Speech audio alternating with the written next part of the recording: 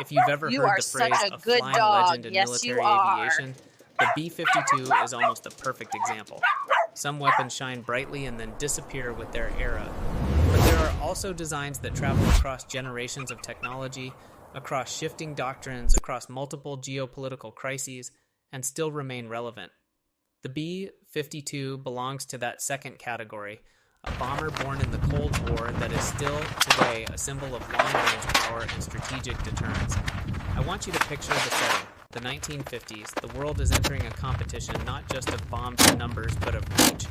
Who can project power to any point on the map with the biggest payload in the shortest time? Back then, the idea of a strategic bomber wasn't just an airplane type, it was a power system, carrying heavy weapons, flying very far, operating at high altitude, moving in formation, and, most importantly, sending a clear political and military message. The B-52 was born in that logic. A huge airframe, a wide wingspan, 8 engines, a massive weapons load, and a design philosophy closer to a long-haul freight truck in the sky. Even though it's a jet bomber, the B-52 was not built around the idea of being the fastest or the stealthiest. Instead, it was built around being able to go far, carry a lot, survive for a long time, and upgrade continuously. And that word, upgrade, is the key to why the B-52 has lasted. In terms of hard numbers, the B-52H, the main workhorse variant, can fly extremely far. With aerial refueling, its practical reach is almost limited only by crew endurance. Even without refueling, the B-52H has intercontinental capability. Its payload is also one of the things that makes people see the B-52 as The a massive former platform, bomb bay rather doors than just a underneath plane. are permanently It was sealed designed and to carry an reinforced to enormous create a amount of flat, ordnance, load-bearing but floor if the story base. were only about specifications, the B-52 wouldn't have become a symbol. What built its reputation is its operational history. From the Cold War to modern campaigns, the B-52 has repeatedly been used as a strategic lever.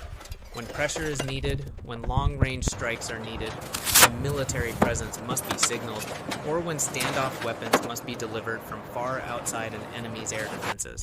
For Vietnamese audiences, one chapter that's often discussed is the final phase of the war, especially the December 1972 air campaign, commonly remembered as 12 Days and Nights. From a military history perspective, this was a complex, large-scale campaign with intense air defense opposition and major political impact. In public sources, it's widely referred to as Operation Linebacker 2, conducted from December 18th to December 29th, 1972, focused heavily on targets in Hanoi and Haiphong. Numbers about losses vary across different sides and different documents, but the more important point for the B-52 story is this. The B-52 was not invulnerable. It had to adapt tactics, integrate suppression of enemy air defenses, optimize formations and routes, and rely on electronic warfare and support from other forces. The modern takeaway is very clear. No platform wins on its own. Real power comes from the system. After that period, the B-52 continued through multiple mission lives. At times, it was tied closely to nuclear deterrence. At other times, it became a kind of smart bomb truck for long-range operations. Today, it functions strongly as a standoff strike platform, meaning the aircraft can remain relatively far away and launch long-range weapons to reduce risk. And here's something fascinating. The B-52 doesn't have to be stealthy like newer bombers to remain dangerous. Its value is in carrying a lot of weapons and carrying many types of weapons.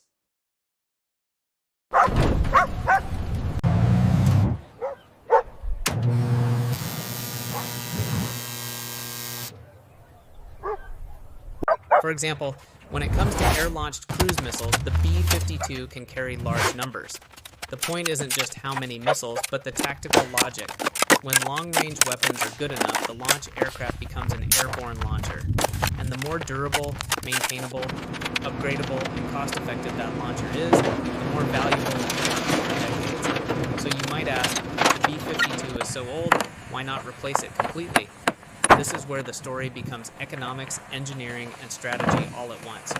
First, the B-52 airframe is extremely robust and was built for long service life. Second, replacing an entire fleet with an entirely new platform can be hugely expensive and operationally risky. Third, once the B-52 undergoes a deep modernization, digital upgrades, radar upgrades, communications, electronic warfare, precision weapons, it becomes, in practical capability, a new aircraft built on an old foundation. And that modernization is happening now. The B-52 is undergoing major upgrades with 2 highlights, a re-engineering program and a new radar.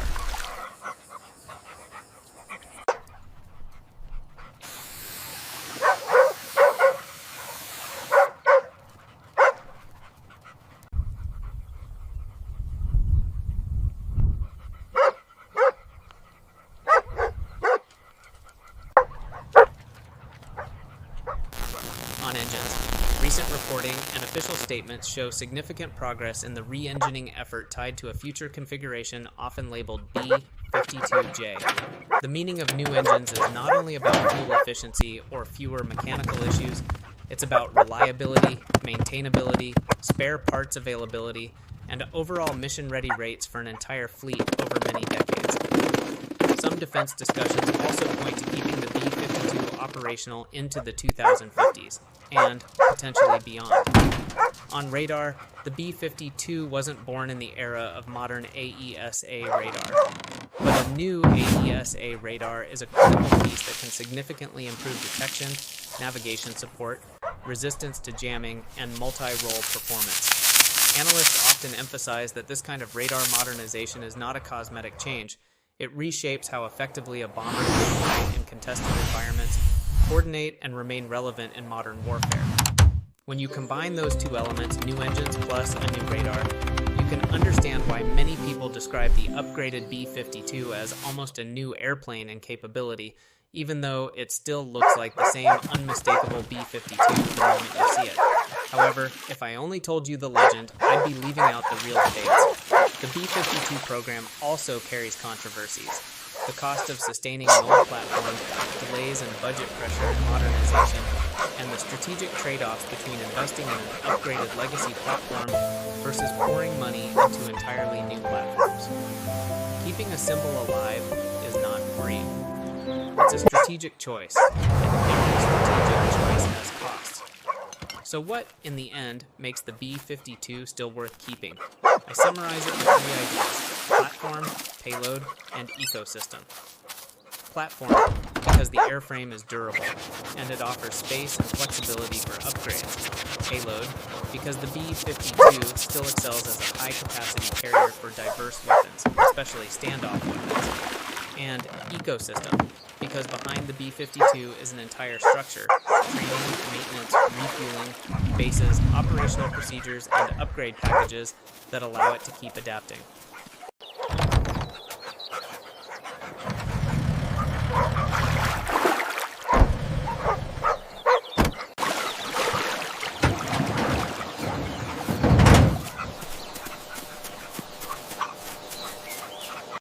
If you want a simple, everyday metaphor, the B-52 is like a long-haul truck so well built that every 10 to 15 years you swap the engine, overhaul the drivetrain, replace electronics, upgrade navigation, and it keeps running, sometimes even better than before, because the original frame was designed correctly. Good dogs, up you go! Let's explore! If you want a strategic metaphor, the B-52 is a deterrence lever. When it appears, it signals the ability to deliver sustained long-range power, with escalation options and endurance. That's why, even in a world with new stealth bombers, the B-52 hasn't disappeared from the chessboard. So when you hear someone call the B-52 the oldest bomber that's still dangerous, I want you to understand what dangerous really means here. It's not speed and it's not stealth. It's being a long-range power platform, maintained and modernized systematically, and still being invested in for decades to come.